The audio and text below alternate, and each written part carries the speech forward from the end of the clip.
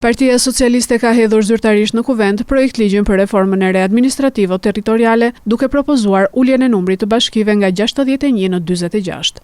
Sipas mazhorancës, ndryshimet synojnë të rrisin efikasitetin e pushtetit vendor, të ulin kostot administrative dhe të forcojnë kapacitetet financiare të bashkive.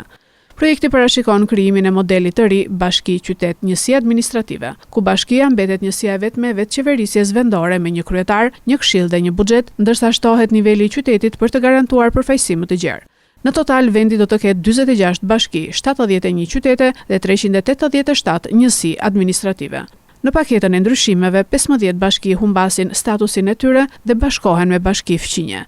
Divjaka i bashkohet Lushnjës, Patosi Fierit, Dimali dhe Poliçani Beratit, ndërsa Selenica bashkohet me Vlorën, Maliqi me Korçën, Këlcyra me Përmetin, me Malijej me Tepelenën, Libohova me Gjirokastrën, Cerriku dhe Belshi me Elbasanin, Përrenjasi me Librazhdin, si edhe Klosi me Matin. Drafti u është përcjell për konsultim kryetarëve të bashkive dhe këshillave vendor.